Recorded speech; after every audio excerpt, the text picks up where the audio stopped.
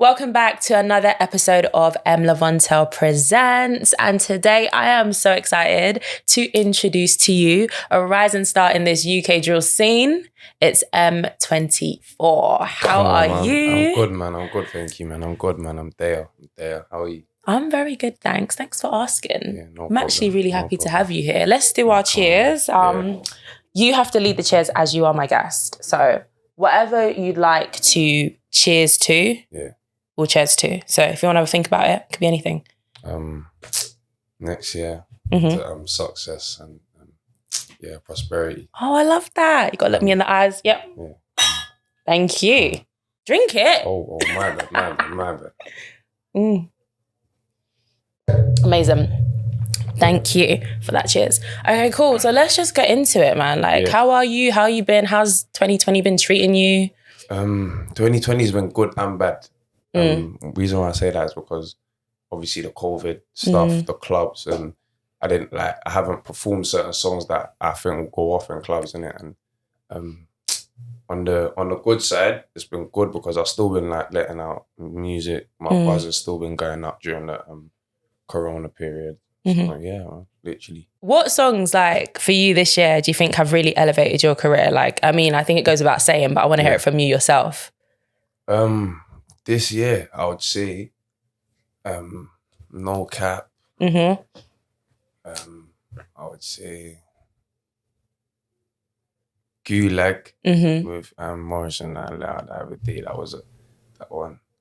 Actually, no, it's hard to pinpoint them. I would just say all of them, innit? Because when I push out music, that's when things start happening. More people start messaging me to do certain things. So I can't really say I can't really pinpoint what one, but I'd say all of them.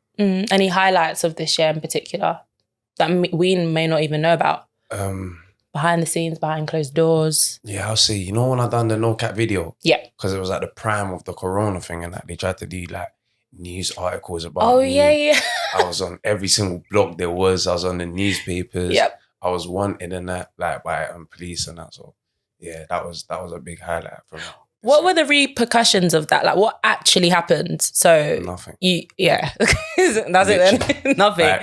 I've noticed, you see when things are on social media and then there's so much going on, things just die out eventually. Do you know what I mean? Nothing ever came of it, and I am where I am today. So they didn't end up fining you or anything? No. So me personally, I would say that was a good choice that I made. You know what I mean? Because it kind of elevated my career in a way. Yeah. Do you believe in the whole good publicity, bad publicity is still publicity? 100%. Or are you more on the side where you're no, I want to be doing things that are only going to put me in a good light? Or you're not too bothered? No, it is. Now... It's out of your control at the end of the day. That's what I'm saying. And I've noticed that people just scrutinize anything. You can't really do nothing right nowadays. You do little one thing wrong and someone will have something to say. So I guess it's good and bad. Because I have seen you on the blogs a few times. Few times, Mr. Sir, I have. So the first time was for me that I actually saw you on the blogs was that situation with the video. That was in April or something. That was early in this year. And people were but he's an artist. But many people were shooting videos. You were not the only one. You were just a person that they decided to pinpoint at the time. And obviously the other day, the situation where you videoed the people. Yeah. Looking back on that, would you have done something differently? Would you have not? Would you have not videoed it? Because me personally, when I saw it, I was okay, you're entitled to your feelings and your emotions about anything. You're entitled to anything in your life. That's just your life. However you want to think, you can keep that inside your head. But then vocalizing it and actually videoing it, that's a different thing. No, so 100%. That's what I was maybe he shouldn't have done that. That was just a schoolboy error, innit? I was just I think I even come from going out that day or something. I can't remember what I was doing, but me taking out my phone and doing what I done, that was just stupid, innit? That was just it was immature. It was a schoolboy error, but I didn't even expect it to go nowhere because I imagine I put on my snap, for 2-3 minutes. And then I jumped in my car and I'm what was the point of that? And I just deleted it, and then I've gone home, chilled out, woke up the next day and it's around every blogs.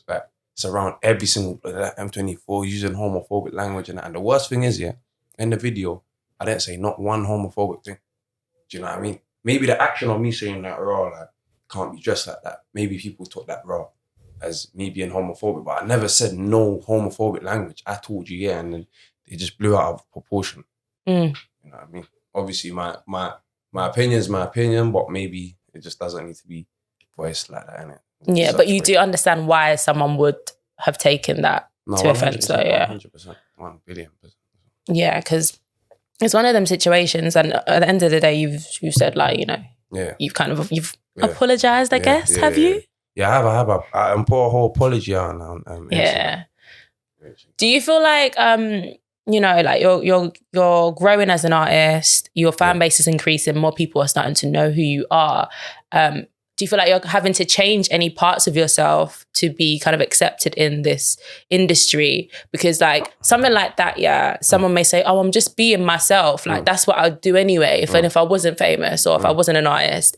But are you going to kind of adhere to that? Or are you going to take the responsibility on and say, you know what, there's certain things I can and can't do now because I'm becoming bigger in my career? It's a good thing you said that, because I think it was just this situation that happened, the most recent situation that actually made me think to myself, like, raw, I can't even be doing this certain things no more.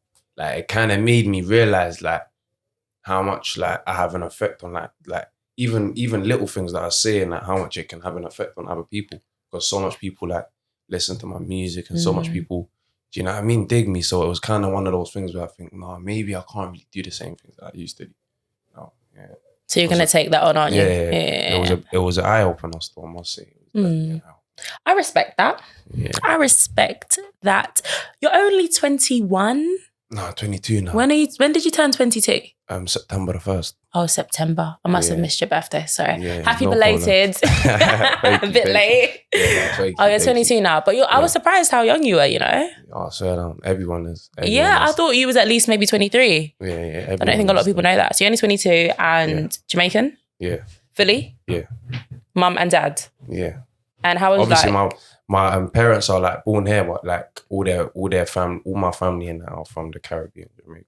Right. And are you with both parents? Are you living with both parents? Are you living alone? I live by myself. I live by myself. I moved out like I forgot now. And growing up, how was it? Like mum and dad? Dad, just mum? Obviously I lived with my mum, but my dad was always in my life. So I always had a good relationship with my dad as well. Oh, that's good. I love to hear that. You know, the stigma of Jamaican dad. Yeah. Maybe not this time. Not this time. Yeah, no. And your mum too? Good relationship with her? Yeah. Good relationship. That's great. You got siblings? Yeah, I got one brother and I got 3 sisters. Older brother? Older brother. Ooh. One older sister. Does he look like you? 2 younger sisters. No. You look completely different. He looks completely different to me. I think I'm my mum's penguin's child still. No, you're cute still. Can't lie. No, thank you. Yeah, much appreciated. I was asking about your older brother. Oh, thank you. I was about your older brother. Oh, okay. No, I like to hear that, you know. Yeah. And like growing up, okay, everyone's got a story to tell, but it's just nice to hear like a young black boy like coming from a kind of semi-solid background, you know, like it's okay, like you got your mum, your dad, you got your siblings, things are looking all right for you. And music, like what was it for you that made you decide you wanted to actually do music? And you probably answered this question before, but I have watched interviews where you said like you was 8 years old with your dad's friend's studio or something like that. You was like my dad, making music since then. That's what I'm saying. My dad's bridging, he had a studio in Crystal Palace. Yeah.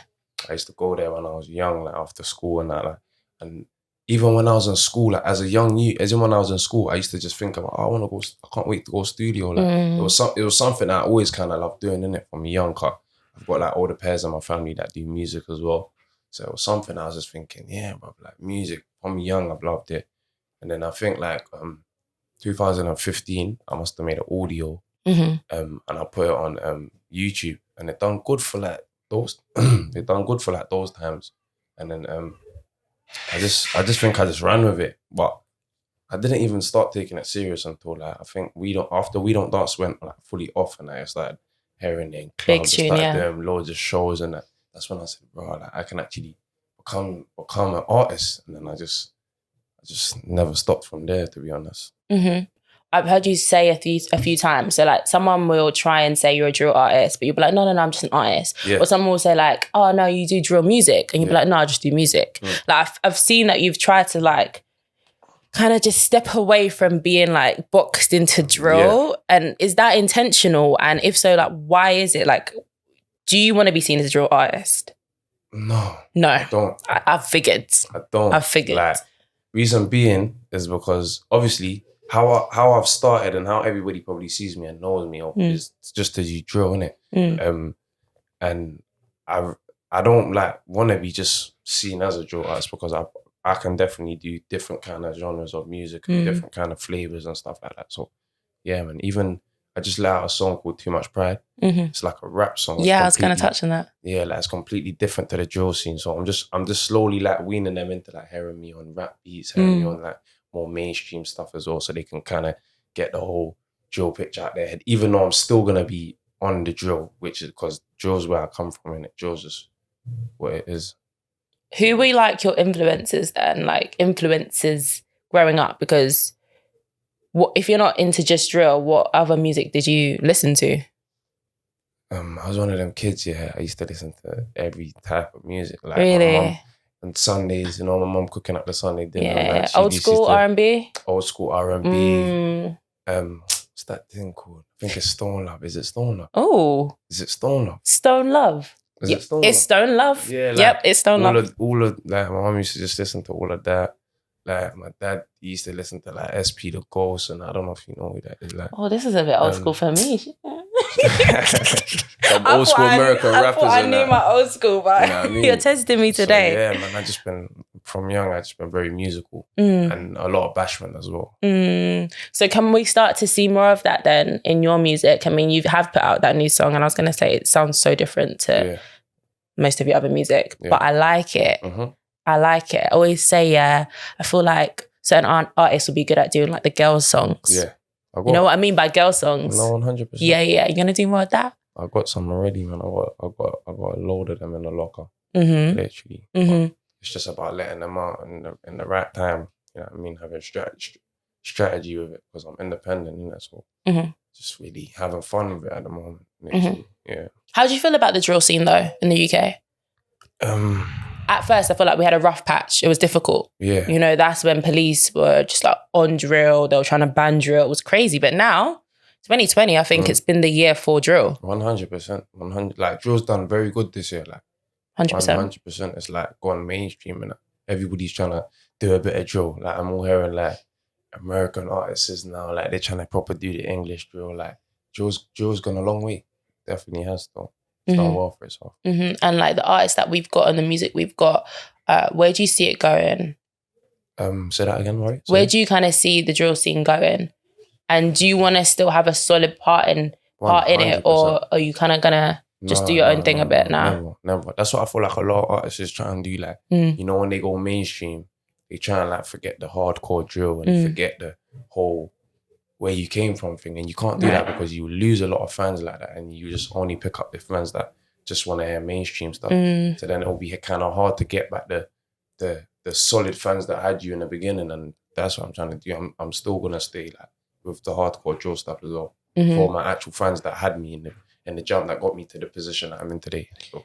Yeah, I think that's the most difficult like thing to do as an artist. Like, you have your fans that supported you from the beginning and what you did at the beginning, and it's like you're trying to appeal to wider audiences. You're trying to elevate in your career, and to do that, you're gonna have to change it up a bit to appeal to more people. So, like, where do you draw that line? Like, how far are you gonna take it in your career as well? Because I'm not fond of the whole like sellout thing, because I feel like a lot of our black artists, they need to do what they need to do to make money. Like, we can't always be calling everyone a sellout 100%. Just because they're just trying to change it up. 100%. What if they like that song that they've put out? So what if it's a little poppy? What's wrong with a little pop? You know, like, I just think, what about you? How are you going to navigate this? Certain guys, they will have like, they'll have one of their biggest songs, which is a drill song.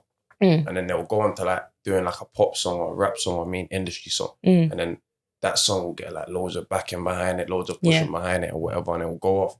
And then they will start to like stay in that lane. Right. Where it's like, you can still have that lane on music and you can still have the drill thing. So when you're in between it, it's a win-win situation because you're still catering for your hardcore drill fans and you're still catering for that the mainstream people as well. So like I would just say like maybe like chipping and changing basically. Like one coming out with a hardcore drill song there, then maybe like let out a girl song or maybe let out a rap song and then back to the drill thing. You know what I mean? It's about chip and change. So that's kind of how you're gonna do it. Yeah, 100%. You think? Yeah. 100%. And what can we like expect from you? Like that's coming up. Of course, you said you've got some stuff in the woodwork. So I just done a video like 2 days ago. Yeah. For like this is like a hardcore drill song. Okay, cool. We're going back to drill. Cool. This is what I'm gonna end the year with. Just end the year with a hardcore drill song. Is it just you? Video. Yeah, it's just me still. Oh, yeah, done my video the other day still. So yeah, watch out for that. That should be coming soon, man. Nice. And I've seen the trailer to your doc on YouTube as well. Yeah. Is that still happening? What's going on with that? No, it is kind of put out on a standstill. But that's definitely coming because like whilst that was on a standstill, I hear so much people asking me about that all the time. Like, oh, so what's going on with your documentary? Yeah. And yeah, man. So now that I know that people are like waiting and watching to see it, I'm gonna bring it out definitely. Yeah, no, the documentary thing is actually a really smart move, I think. Yeah. Because Digga D doing his one just before like his daily duppy and stuff, I think that made a lot of sense.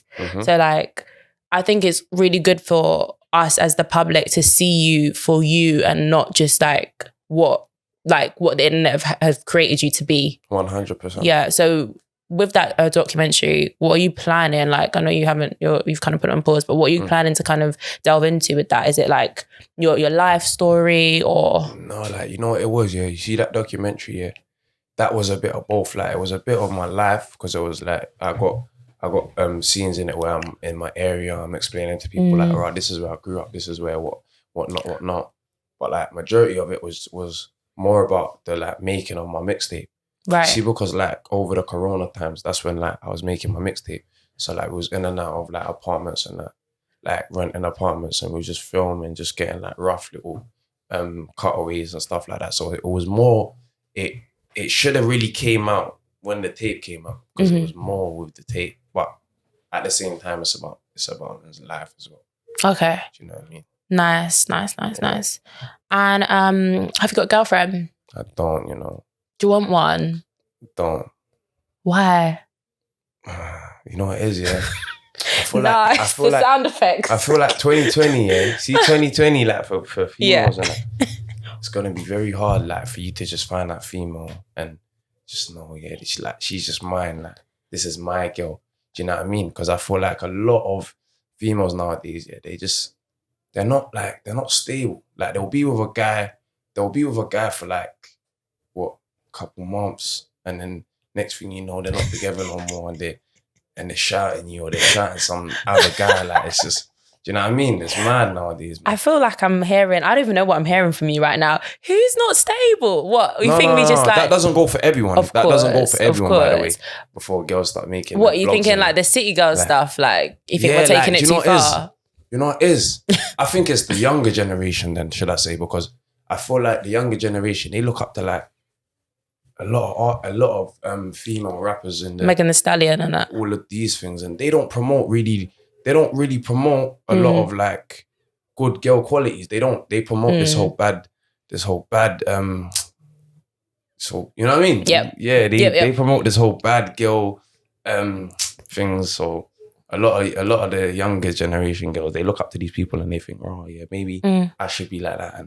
And you hear girls saying some wild things like, bro, if he's not paying for this, he's like, I'm thinking, if he ain't buying me a Birkin, like, or if he ain't paying my bills. All of this stuff, I'm just thinking, crazy. This generation's gone. Now, there's a mad influence from American artists. I have to admit to that. There's mad influence. It's not even like a UK artist, like female artist thing. It's a US female artist thing, because the girls in the UK, like... Do they? Not really. I don't really feel like they promote as much. It's not as much anyway as it is in the States. But like, that's crazy. Like, but when it comes to being an artist, doing drill and stuff, like, I always think about like, even being in a relationship, like, would you watch what you're saying in your music if you had a girlfriend? No. Would you ever like cater to that? You wouldn't need to, because your girl should understand that this guy, he's been through experiences. He's had a life before he met me. Same way as a guy, you would know that she's had a life before you met her. So there shouldn't really be no problems about what you say and how you speak on certain things. That's just me personally. I believe that. And for ladies watching that probably want to be a girlfriend, what do you look for in a girl? Do I look for in a girl? Yeah. Biggest thing I look for is loyalty. Like every guy says this. Yeah, because do you know why?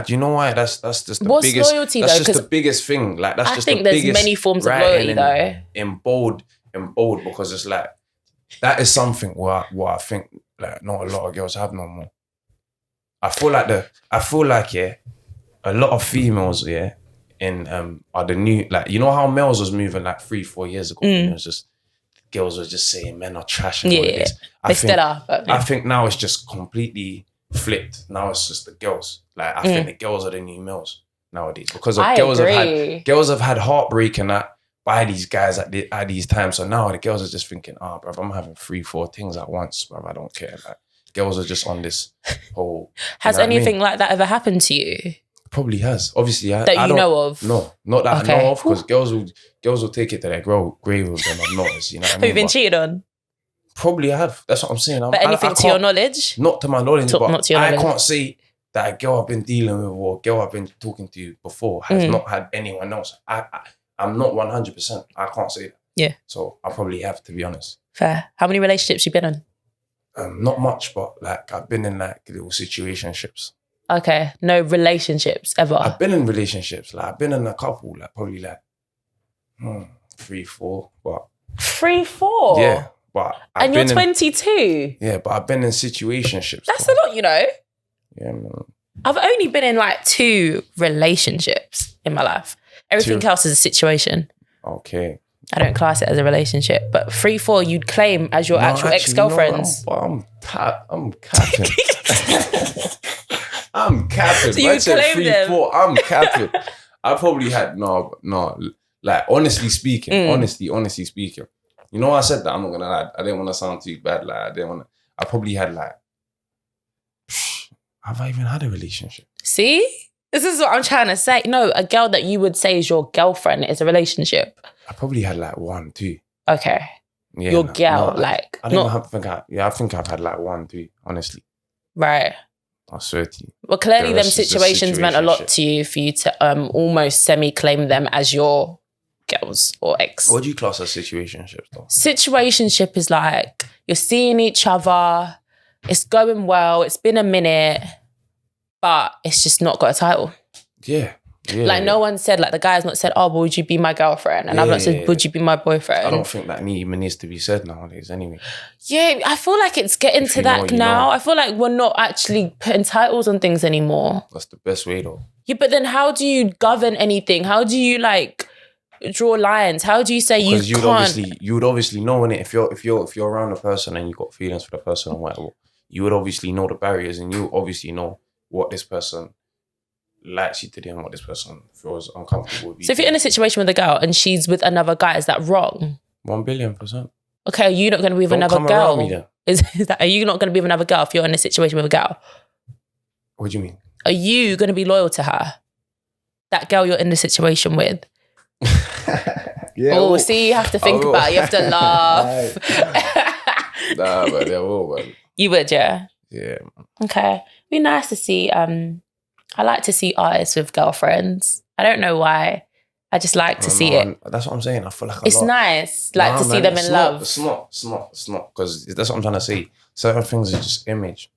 Like, who knows what they go, like, you know what I mean? Like, and especially, another thing, See, when, like, people can't get to you in, like, personally ways, like, they just can't per se get to you specifically. Yeah. A lot of guys will try and, like, get to your girl to get at you or all these things. I can't handle that pressure. Right. Yeah, I know exactly where you're going with that. I'd rather just not be attached to nothing for it. Do you know what I mean? Because I don't want to be that guy that's just, and just... Last question on relationships. So if you did have a girl, would you ever make it public?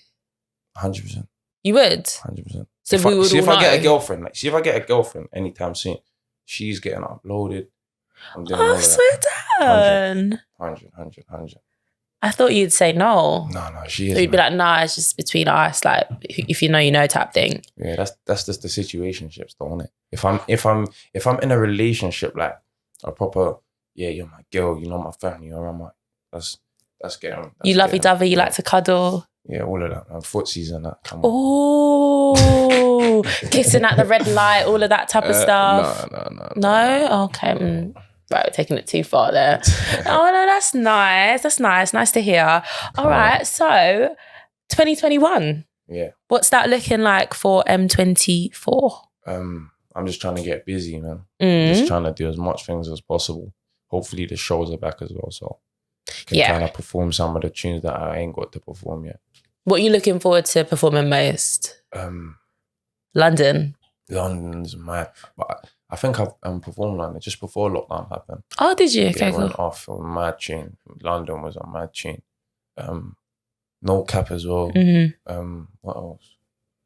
I want to see I want to see how Too Much Pride is as well, because I want to see if it's like how they react to it. When that'd be interesting. That would be very interesting to see. And Gulag as well. It's a very like jumpy song as well, so that should be good. Sick. And projects and features that we can expect. I've got a big feature coming in January. Yeah. UK artist, US? US. US, okay. Coming out in January, so look out for that as well. Are you going to dabble more in the US now? Hopefully, definitely. Is that the goal? That is the goal. That's where I think it's at, you know. I think it's in the US. I think that's where it is. Not gonna lie. The UK is there, but you know what I mean? I think the US is like way more lit. Can't lie to you. Ultimately, what do you feel like people's like biggest misconception is of you? Like people think you're this type of way, but you're not, or etc. Just like I would say, because of the music, and the stigma around like drill. Yeah. People would just think, oh yeah, like let me not, like even when I'm out, like I'll go West End with my bridges and like they'll see me with guys in the hood and they'll just be like, no, like I'm seeing people walk past like, hey, that's M24, like, but they don't want to come to me to take a picture. Oh, so they think you're unapproachable. Yeah, because it's like they put the whole me doing drill thing and just think, oh, he's probably a bad guy, or he's probably this, that. Do you know what I mean?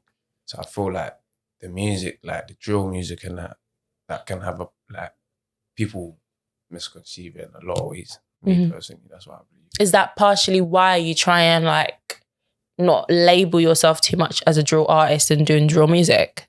No, that's what I'm saying. I don't think like that's why. Okay. That is definitely something where like after I've started doing rap music and putting it out there, it's even giving me a better approach. Like, you know what I mean? It's giving people a better approach. So now I know, okay, that's what it may be. Do you know what I mean? Because since this rap song, I'm having people shouting out, like reaching out to me that I never expected. So it's like, okay, maybe it was that needed to kind of happen for them to see, okay, he's trying to become an artist, he's trying to grow with himself. Nice. And name 3 things that you actually really love outside of music. Can't have anything to do with music. Like what? Oh, sorry. Anything. What makes you happy? That's hard, you know. It's a hard thing because it's like, I don't know what kind of stuff do you mean though? Anything. Could be family. Could be anything in your life. Outside of music. I like family. Obviously, I love my family. Not like family, yeah. Family. What else? I'm not really doing much like that. You know? Just music. Football. I like football, but I'm gone off it. My team's rubbish right now. What's your team? Arsenal. Oh no. So yeah, man, I'm gone off football right now. But family. I like flying out as well. I like taking flights. Me too. I like clearing my head in some sun, feet in some sand and and what else? I like shopping as well. That's it. Yeah. Yeah, I'm with you on that actually. Yeah, I'd pick them in 3 as well. So, family, traveling, and shopping. Yeah. That's it. Well, thank you for joining me on this episode of MLavontelle Presents. It's been a pleasure. I feel like I've really got to know you a lot more. Yeah. And you're actually so lovely. Oh, thank you, man. It's a wrap. Come on. It's a wrap.